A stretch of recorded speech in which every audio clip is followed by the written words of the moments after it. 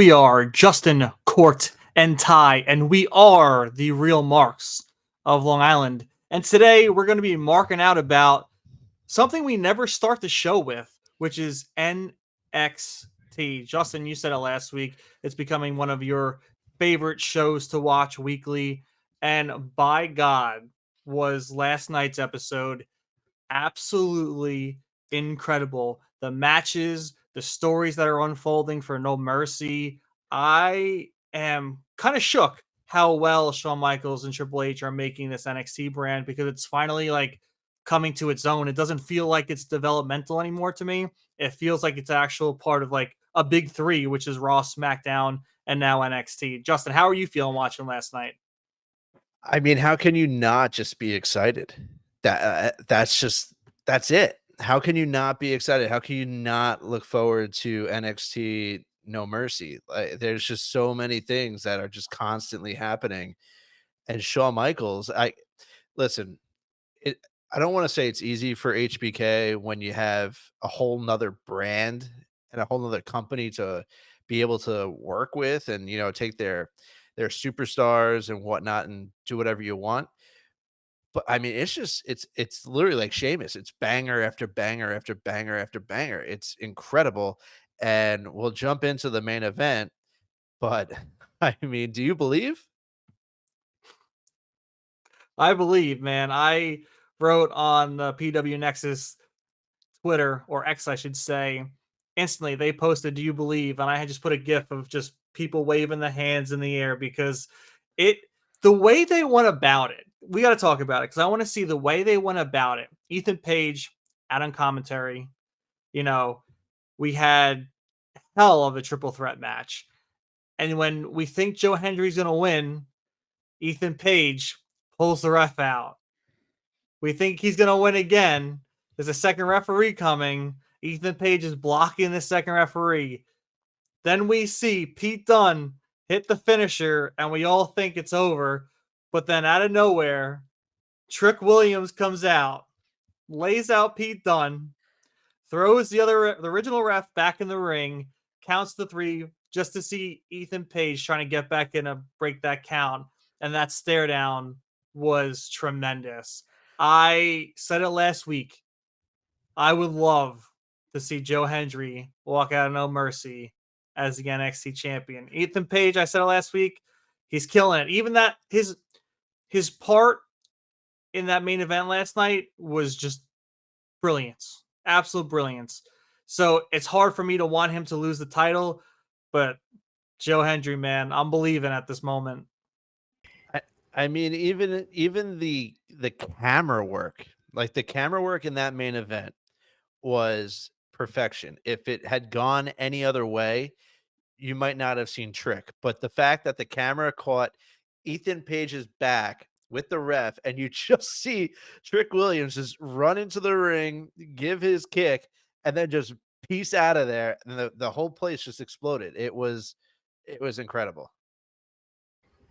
Yeah, it's been something else. NXT has been something else. I mean, I I can honestly say before all this Joe Hendry stuff, I wasn't really tuning in, and now it's just must see television. There's so many stories that are going in. They're building it like you guys said. It's a real third brand. It's not. It's not a It is technically a developmental brand, but it's really not. It reminds me of when ECW was around, where they had, you know, three separate brands, and it's ECW was obviously the lower tier, and that's kind of how they're fitted. But I don't think that the stories or anyone involved is any lower tier. I mean, Joe Hendry is on top of the world. Ethan Page killing it. You know, you got the Good Brothers, and everybody in NXT is just on a different level, and it's been incredible to watch. And I think that the way that main event unfolded, especially with the ending, we had what's his face? Zachary Wentz from the Rascals attack Wesley at the end. So now we have three matches for No Mercy that everyone is looking forward to. There's so much power behind these three matches that it's gonna blow the roof off that place when No Mercy comes around. Trick and Pete Dunne, the title match. Joe Hendry Ethan Page, and then Zachary Wentz and Wesley. It's just gonna, those are just 3 matches of that whole card that are just gonna electrify No Mercy. And I like let's not like it started off hot too. Like you're talking, tag team match that Axiom and Nathan Frazier, they wanted to prove that they deserved another title match against Andre Chase and Ridge Holland. So, you have Riley Osborne, who just won an Ultimate X qualifying match over in TNA. He stepped through the door and he won. So dude, that guy is unbelievable. Like I had just recently started seeing some of his stuff. He is incredible. He is a superstar in the making. He reminds me of Ricochet in a way. Uh, but you had Duke Hudson and Riley Osborne end up losing to Axiom and Nathan Frazier. So now they get a rematch for their tag team championships. That they had an off day. That's what they're saying. So who knows? It's just I love everything NXT is doing. And I can't believe, like, again, I haven't been watching NXT as religiously as I should be, but Axiom and Nathan, is it Nathan Frazier, right? Yeah, yeah. The chemistry they have, especially in the ring, and even Chase U, like, it was high flying, it was high impact, it had you at the edge of your seat.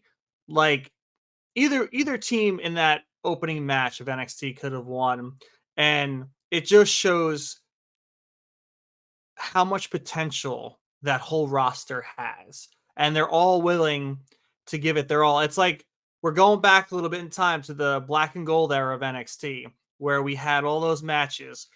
Everyone was trying to prove themselves. And we have that again. We don't have that rainbow colored sports entertainment gimmicky NXT 2.0 anymore. We're fully fledged in like the rebirth of NXT black and gold. And I can't be more ecstatic. How about Ashanti Theodonis wearing like Shawn Michaels pants and using the Sweet Chin music as his finisher? Like, what? I know we have, Owens with the stunner, and we have Rollins and Cody using the pedigree, but now we got the Sweet Chin music back through Ashanti Theodonis, which to me, like, he hasn't really been on TV, and for them to like give him the go ahead to use Sweet Chin music and wear similar style pants as HBK used to, they must be high on him. So I'm excited to see what they have for him moving forward. I mean, listen, he knows who's putting him on TV, so he knows who he has to suck up to and pay respects to and pay homage to. But even the women's division, like you had the women's gauntlet match to see who's going to um oh my god, I'm blanking out right now. Jada Parker ended up winning Yep. to figure out who would end up going against Roxanne Perez. Now, obviously, we believe that match is going to be another walk in the park for Roxanne. But are we going to see a debuting Stephanie Vakir? Are we going to see a debuting Julia? I mean, they still have 2 absolute animals coming into this women's division. And I have to expect at least one of them to show up at No Mercy. I think I saw today on Twitter or yesterday on Twitter that Julia is officially done with New Japan. Like, it's like officially official. So that'd be the perfect spot. Boom. No Mercy. And it's also nice to have the NXT Women's North American Championship too, because we had Wendy Chu steal the NXT North American Championship, which was pretty damn funny. It was hidden in the pillowcase, which I was so confused at first when she knocked out Lola Perez with a pillowcase, and I'm like, okay, something's obviously got to be in there. But it's nice to have 2 singles championships for the women on one brand, and it allows them to showcase it more. And even in just a 2-hour time slot that they have, like, they're really hitting it. Like, they have enough time for all the champions. They're showcasing them very well, and everything has been entertaining. Wendy Chu is scary. It's like it's true. It's like not oversaturated. Like, you don't finish an episode of NXT like, wow, we didn't see so and so, or like everyone gets like their moment. and it's all planned very perfectly. And everything has, which we've been talking about for months and months now, that everything with Triple H has a story. Sean's obviously very similar, and Triple H is still the boss of the boss, but everyone has their time, and you don't have to rush. And there's not, here's a throwaway 3 minute squash women's match. No, you get actual story, and there's reason to pay attention to the women, and there's reason for everything. And it's just refreshing. Everything about wrestling in WWE recently has just been so refreshing, and it's so nice to see. So I want to give a quick prediction if I'm allowed. So obviously we have Joe Hendry versus Ethan Page coming up.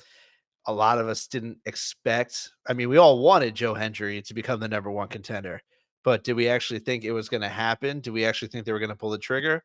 I don't know. Maybe some people doubted it, but now that we have it here, I have this thought in my head that the match is going to go great.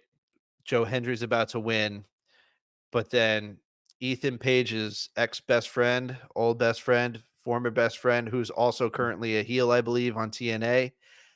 I think we're gonna see the walking weapon, Josh Alexander, make his walk through the forbidden door, and I think he's gonna help Ethan Page, and that could just lead to a further feud over in TNA between Hendry and Josh Alexander, and that could reunite, Ethan Page and Josh Alexander for a little bit while we're still doing all this.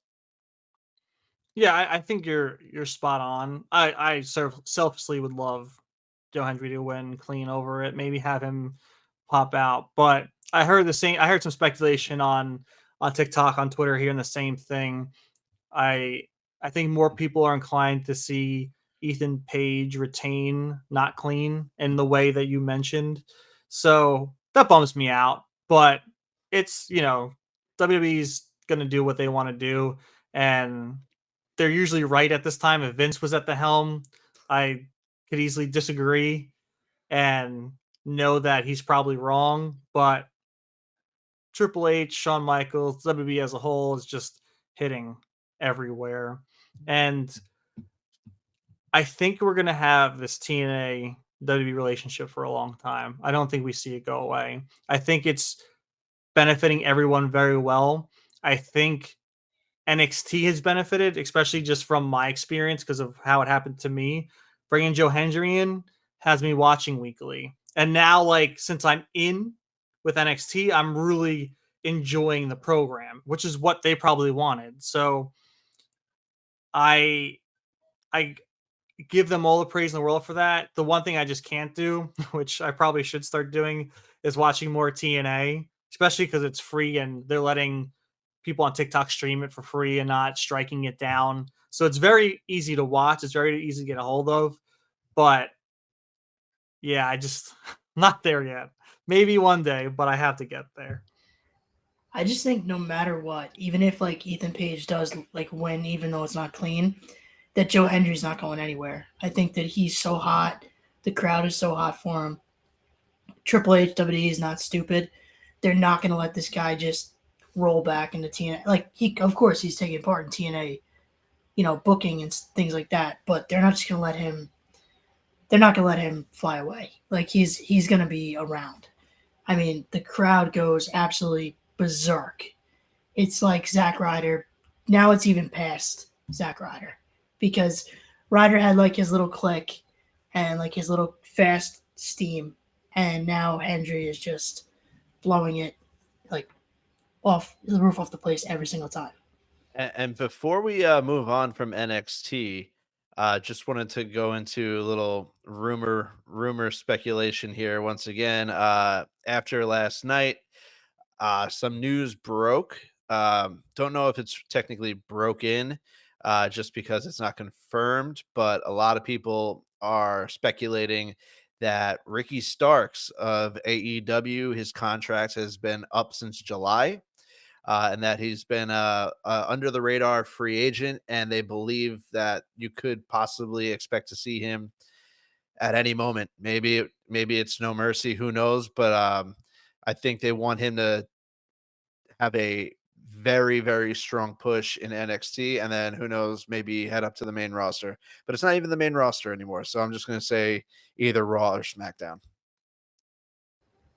Yeah, I've seen the Ricky stuff. I mean, it's well documented that him and Cody are very, very close. Like, he was on vacation with Cody like last week. I saw a picture with him and Libby, and like he's been MIA for months and months and months and months with AEW, and I don't have any insider knowledge or anything. I just think all the signs are pointing towards him going, and he's young and he's talented, and I would love to see it. I'm a big fan of his. I like his in ring work. I like his promo work. I mean, he's a nice guy to look at. So just saying. I'm ready for Ricky Starks in WWE. Yeah, he's got so much potential, and I think we've only scratched the surface with him in AEW. And if Triple H has his hands on him, Shawn Michaels, they're gonna build him to be one of the staples of the future of WWE, in my opinion. And it's sad because for AEW, like they've had these individuals, all right, Ethan Page, Cody Rhodes, Ricky Starks, like they really had something, and these people are going to come over to WWE and just shine, and it shows. Look who are the champions right now. Two of the three brands, former AEW superstars, are current champions in WWE. The champions, NXT champion, WWE undisputed champion, and to me, I think it's kind of showing. It's WWE showing AEW what they had and what they missed out on. I don't we always kind of trend and talking a little bit about AEW nowadays, but it's just a bummer, especially with Daniel Bryan or Bryan Danielson. He's coming up to his potentially last match, his last contract, and there's like a no real like final fight feel from me. The buildup just isn't there for me. It's just kicked in the head, and like that was it. We went from a Bryan Danielson who was kicking people's heads in, the was it the Blackpool Combat Club or whatever it is. Like they were insane, and now like it's just like we're kind of like bringing Bryan Danielson behind the shed and just like, all right, thanks for the run, see ya. I mean, maybe he wins. I highly doubt it, but I feel like they're going to keep the belt on Swerve Strickland. So, before we jumped on here, it's currently Wednesday night, and I had Dynamite on, before we jumped on to record, and my quick takeaways from this go home Dynamite to their biggest pay per view of the year, it Mercedes Moné, man, I've said it multiple times on this podcast. She She's cringeworthy. It's so bad right now. Like I don't think she was ever like this in WWE. And I believe I said it, I don't know if it's the off-brand scripting that she doesn't have to follow anymore. I don't know. It looked like Britt Baker absolutely cooked her in this segment. It was a little sloppy towards the end. Um, but then you have MJF and Will Ospreay just absolutely tear each other limb for limb vocally, and that was awesome. That was incredible, and I cannot wait for that match. It's gonna be incredible. That to me should be the main event, but it's not gonna be. Obviously, it's gonna be Bryan Danielson and Swerve. But yeah, I mean, oh man, MJF and Will Ospreay is gonna be one hell of a match. It's a shame because both those dudes are like carrying that company on their backs. It's like one pillar is MJF, and the other is why am I just my brain just cleared? Osprey. Osprey, thank you. It's it's like it shows because the most exciting thing going right now is their feud and the match that's coming up and what MJF did with now the American Championship. It's good. It's MJF is the only reason right now that I keep my tabs on AEW. He's just too good, man. And as much as I love him to come over to WWE, and maybe if WWE goes to Netflix, maybe they can take MJF and just let him go. Because that's like best case scenario. If they keep PG like TV 14 or ride it a little higher than that, let the man go. Like, and he would, the ratings I guarantee would soar. And you could rekindle that MJF CM Punk feud so easily on Raw, which would be so much fun. Dude, sky's the limit with that. I know I'm reaching very high. He probably got paid huge with a huge deal. He's probably there for another 4 years or something, which that's unfortunate, but maybe Tony can turn it around. I'm just glad Tony's not as involved on screen as he was, you know, last year and 2 years ago. Yeah, like it's crazy because like I think I said like a month ago, or maybe it was when Britt came back at going back to Britt Baker and Mercedes for a second. Uh, Britt's pop was huge, and I was like, oh, give me Mercedes and Britt. Like I think they would kill it. And I feel like Mercedes is just destroying. Like it's so cringy, it's so hard to watch, and Britt's carrying, and you can only carry so far, and it sucks because like to me that match, it's two very very talented workers, and it's a big stage, and you could have this huge feud, and it is a big feud, but like, is it really? Because like the promos and everything haven't really held it up. Of course, Osprey and MJF are killing it, but that's what they do. It's just it's in their nature to do that. It just sucks that I don't know if, like Justin said, it's the promos or just the way that she's obviously like got her own little connection with Tony, and she could do really whatever she wants, and that might not be the best for her. Maybe she needs more structure. Mercedes is what I'm talking about, but I don't know. It's just it's a shame, but yeah, the build to All In is just it's there in some aspects and just negative in others. It's Yeah, and crazy. I agree with you, Court. I was going to bring up the point too that I feel like some wrestlers need structure, and it feels like Mercedes Moné is one of those people because in WWE, like when she had the story and the structure, she was on point. People said she was overrated back then, but I don't think so. She was a top star. She was killing it. I enjoyed watching her, and now it's a little bit disappointing, maybe more disappointing, but one aspect which I forgot a little bit about that they're doing well leading into it's All In, right, in Wembley? I forget. It's Yeah, All yeah, In? yeah. All Yeah. in and then all out is like the week after. Yeah. So for All In, we have FTR, the Acclaimed, and the EVPs for the tag championships. And the Acclaimed's promos, as of the last few weeks, have been on fire. I've loved it. They are so underrated. It's not even funny, in my opinion. I think people sleep on them all the time.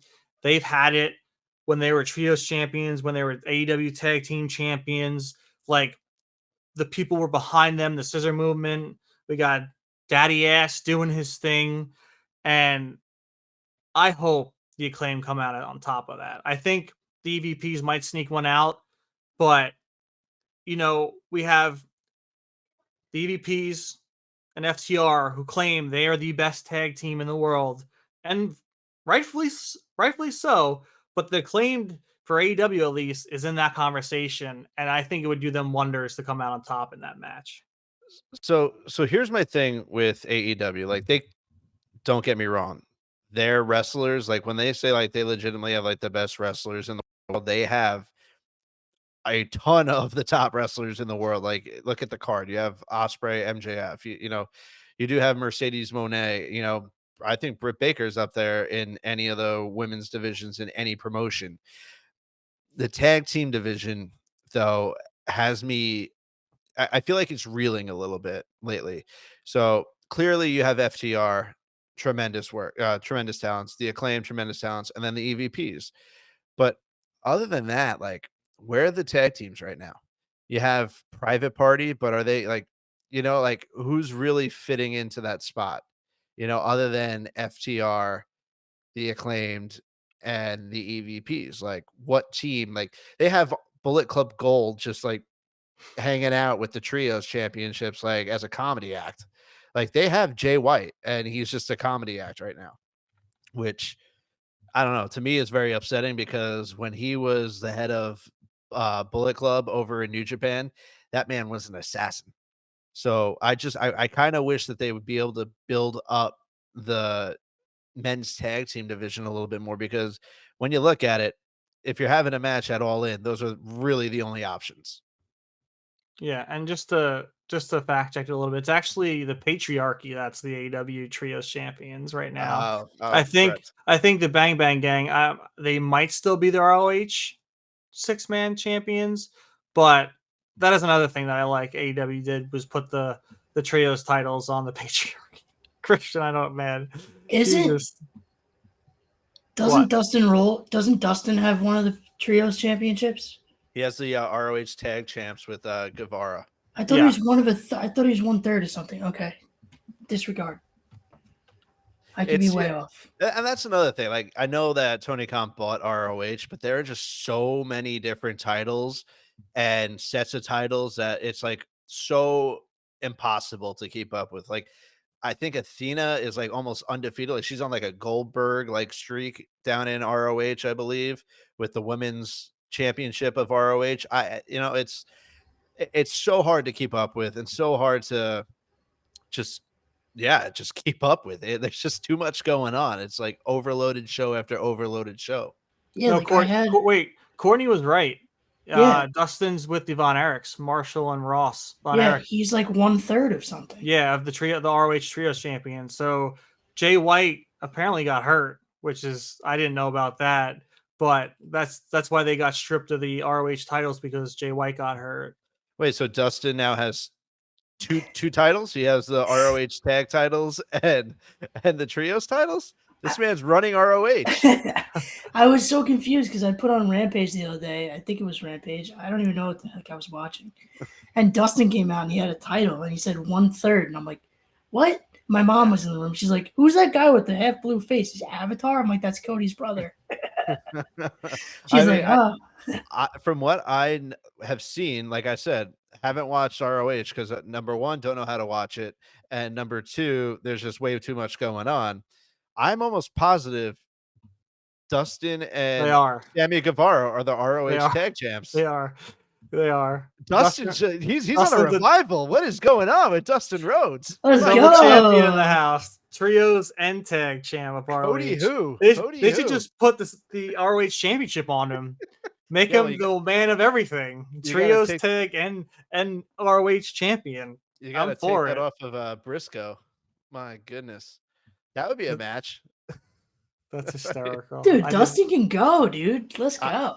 Cody Rhodes family, let's go. Cody who? I mean, Cody only has one title. Dustin's got two. Dustin's got two. He could be three. Dustin might still follow me on Twitter. We got to figure that out. Dustin can knock off Mark Briscoe, right? I feel like that can happen. Yeah, totally. I got full faith. All right. I do want to talk about one thing from Raw that it's going to be something you guys don't expect that I loved. And it was just one moment during the Sheamus Pete Dunne match when Pete Dunne put Sheamus's hand in the turnbuckle, kicked it. Sheamus rips this turnbuckle off and just drills Pete Dunne with the bro kick for the win. And that was so insane. I loved it. It showed Sheamus get so pissed off and literally take Pete Dunne's head off. I was surprised Pete Dunne showed up on NXT the following night because I thought Sheamus kicked his head through the rafters. Are you surprised by that booking decision? No, especially because I feel like they should have had Pete Dunne win. I don't know how, maybe with the Shillelagh, just because he did have that he had the triple threat the next night, like a little bit of momentum for your boy Pete Dunne going into this NXT #1 contenders match. Yeah, but not at the expense of Sheamus, because Sheamus has been on a downslope and Sheamus needed that more than Pete Dunne. Pete Dunne's going to have put on a clinic with Trick Williams at No Mercy, and he might come out on top again. So I think Sheamus needed that more than Pete Dunne, and I guess we see where Sheamus goes next, because now we're at a lull, and I don't know where you put him. Well, I know, side note, Sheamus is going to be on college football, college game day on Saturday. So maybe he's just getting his foot ready to do the punt thing with Pat McAfee.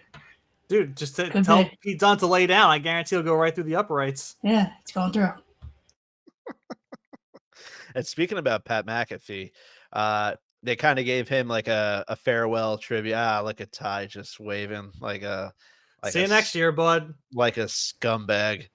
God damn it, Ty. I love McAfee. So I you know did what? too. It's gonna be weird not seeing him on our TVs every Monday. But he will be back for Raw when it moves to Netflix, which I'm happy about in January. So it's only like a 3-month hiatus, so he can go off and do College Game Day. Uh, but yeah, sayonara for a little bit. I know Ty will let the door kick him on the way out. Ty will pack his bags for him, but uh, I hope, I hope whoever comes in to take a spot destroys commentary so well that they're like, we don't need Pat McAfee back. Like, just go to ESPN or we'll send you the UFC matches you can announce there. TKO will keep you in the branch, but we don't need you on Raw TV anymore.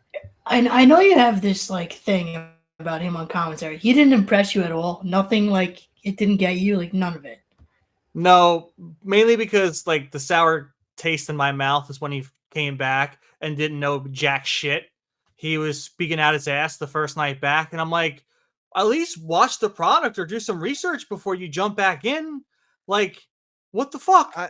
I I see your point. I totally see your point with that. But to defend him a little bit, he is running a weekly television show on ESPN.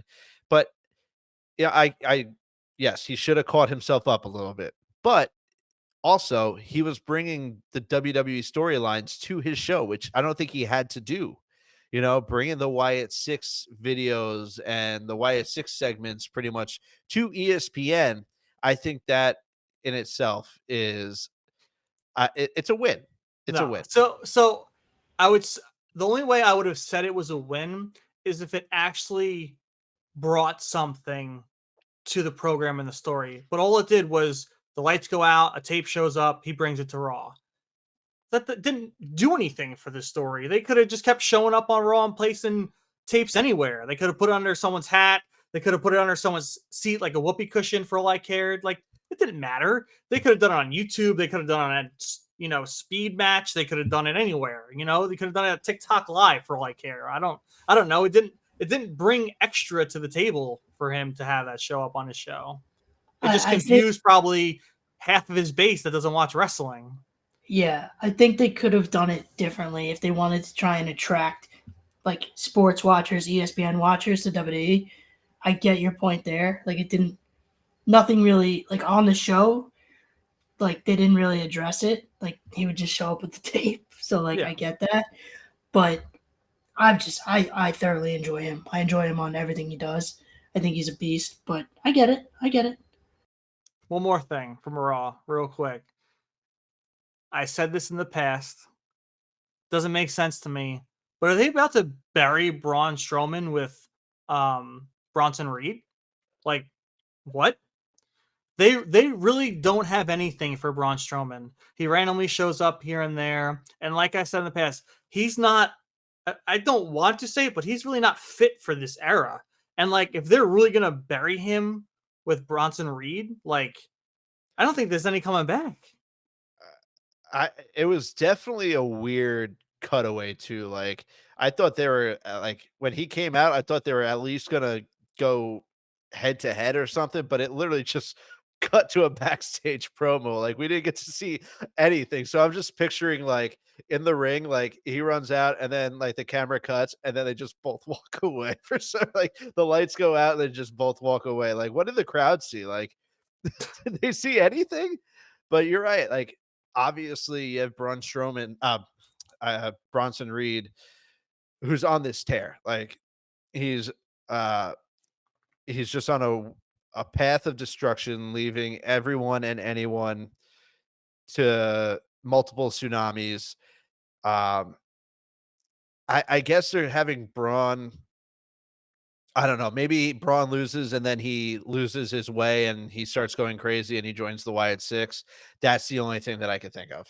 That is literally the only thing I can think of. Because, like, you're right. What are they doing with him? What are they doing with Braun Strowman? Exactly. It's you're right. Nothing. So I'm kind of hoping he loses to Bronson Reed. Bronson Reed absolutely destroys him. And then he goes mad and he joins the Wyatt Six.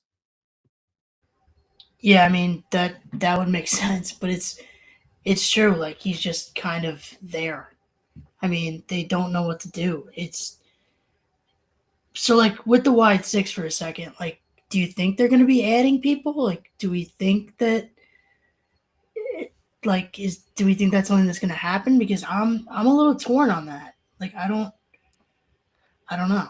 I mean, I still think we at least have Alexa Bliss coming back. I 100% believe she's joining back with the Wyatt Six when she returns. But when is that? I don't know. I don't know, man. I feel like I agree with you, Justin, that Braun Strowman would do best if he lost his way, join the Wyatt Six. But they already have so many complex characters that they really still need to flesh out that adding two more people, one more person, it's just too much. I think they have the perfect amount of people in it. And if you get too crazy, it's just going to tarnish what they're doing. So there's a really fine line of where they can go with the Wyatt Six, and I don't know if adding people is that move. Yeah, that's kind of where I sit with it. Like, yeah, of course, like there's people that'll fit, Strowman and Alexa Bliss. Yeah, and even like somebody who ends up in NXT that fits, like, but you don't want to make it an open door either. Like, obviously, those two have ties to the Wyatts. That makes sense. But I don't know. It just kind of feels like they're set right now, but who knows? I mean, wouldn't it be cool though? Like Braun Strowman we're talking about now. Like he loses to Bronson Reed, he's off TV for a little bit, and then you just see him appear in just his old Wyatt clothing with like the plastic sheet mask, and he's just standing behind Uncle Howdy. Like that would be just bone chilling. Like that would be so cool. And I'd pop for that. yeah, I hope it happens. I hope it happens. So where are we at right now? I think we've been going for quite some time. I don't know if you guys have anything else you want to talk about. We haven't talked about Cody in way too long. It's been like 10 minutes. No, there's really nothing to talk about. I'm just kidding. I have to say it. Yeah, I thought we almost went a whole episode without Court, bringing up Cody, but here we are. No, you have CM Punk and Drew McIntyre agree to a strap match. Can't wait for that match. Hopefully there's some blood. I think this is where they really just go at it and beat the absolute living hell out of each other. And I think The Miz put on a promo of a lifetime. That promo right before Bronson Reed was incredible. He went back to his acting days on that one because that was well done. That is a fact. Yeah. I mean, ditto. Well, with that being said, Cody, let us know your thoughts on what's happening in the wrestling world. Are you going to be tuning in to All In Wembley Stadium to see what happens? Do you think AEW can pull some traction back with this big pay-per-view? Will they have a full arena? I think so. Who knows?